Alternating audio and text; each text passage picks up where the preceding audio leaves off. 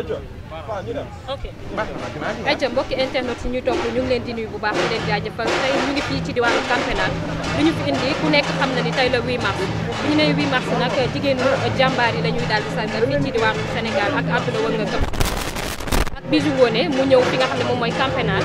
ngir sargal ay nawle jigéenam Bijou maa ngi lay nuyu di la wax rek encore une fois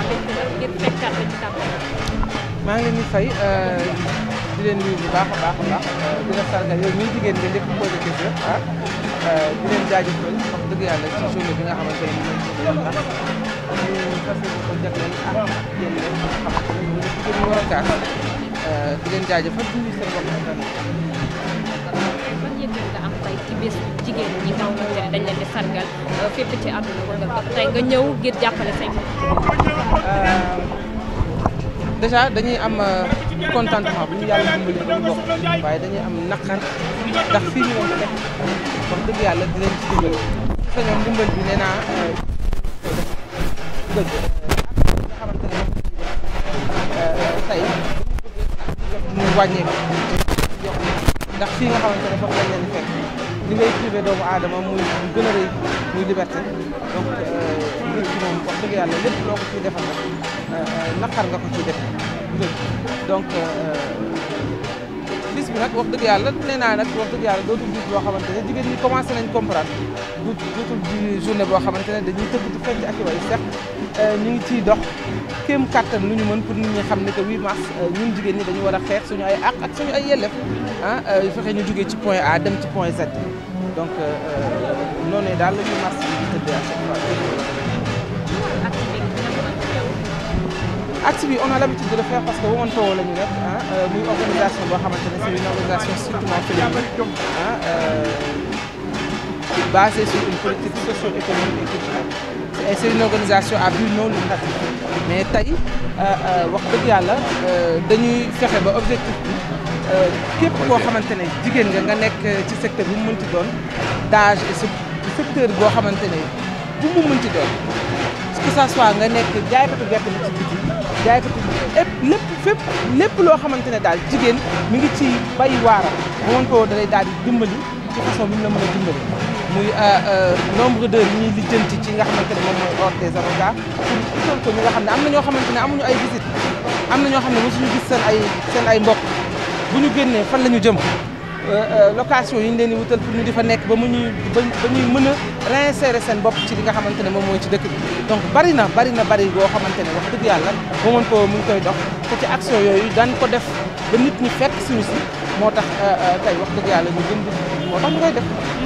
mais est-ce que Bijou tey moom rek moo def initiative bi wala elle est accompagnée d'autres filles parce que gis nañ ko des tamit. Women Power moom laa lay wax c'est une très grande organisation Bijou moo ci jiitu mais ñi nekk ci sama ginnaaw bari na.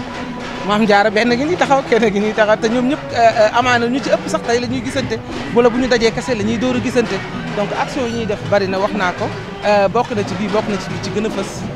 ren parce que dañu toll foo xamante ne benn Bijou kese moo ko daan def ñu toll foo xamante ne dañ ko war a fësal actuellement gën ko yaatal parce que ñi ci bokk actuellement c'est des centaines de femmes donc ñun ñëpp xajuñu fi dañu sélectionné ñenn ñi ñëw Camp Pénal tey suba encore dañuy dem Rufisque après dañuy dem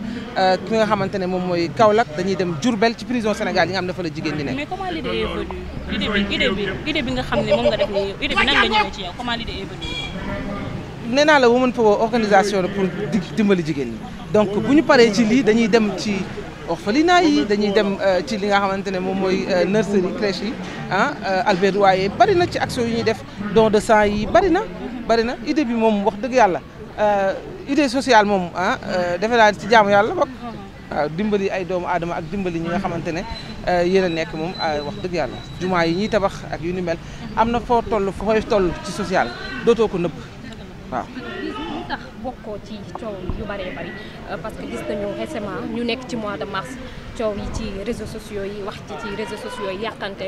diggante Pendo Guissé te ku ne xam nga ne jigéen nga. est-ce que doo def tey journée 8 mars nu gën a sell gën a rafet waaw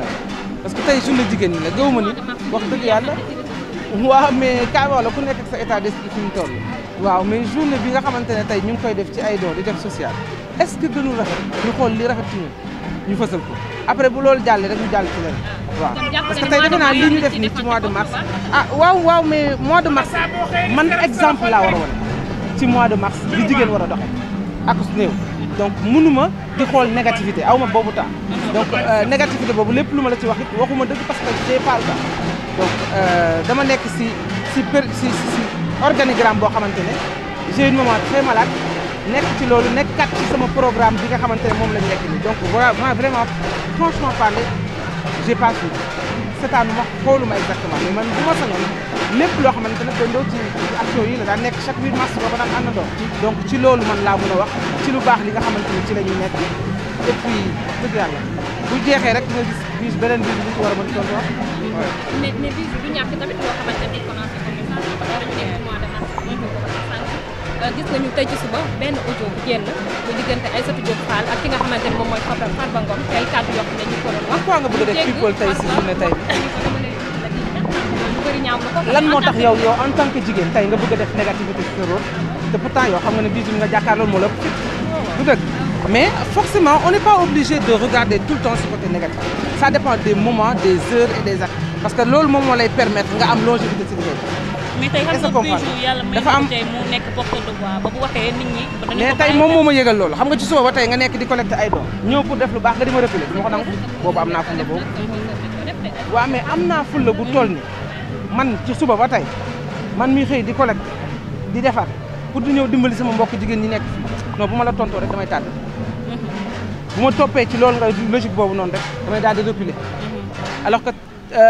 du ñàkk fitu tontu ko parce que man ku ne xam na ni fit moom wax dëgg yàlla ci man la commencé ci man la yem mais non xam naa nag dañuy door a jàkkaarloo wala soit suñu jàkkaarloo tey da nga gën a mën a bëgg kii waaye xam naa ni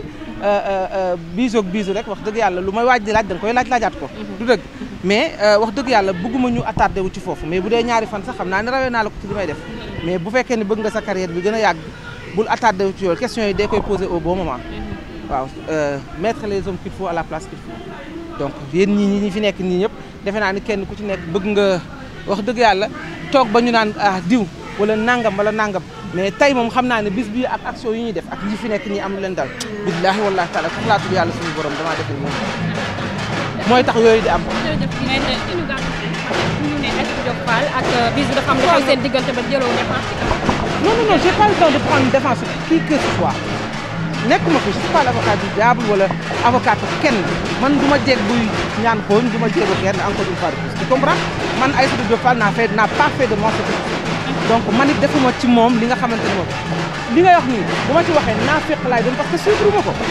est-ce que comprendre nga te li may wax nii bu leen ko dagg da ngeen koy teg intégralité tegee fi ma waxee ba fi ma egsi ndax lii nga may wax yëguma ko yaa ma ko yëgal lu tax nga bëgg ma wax ci fu la boobu tant que nit amuñu ko yéen yéenay dugalaate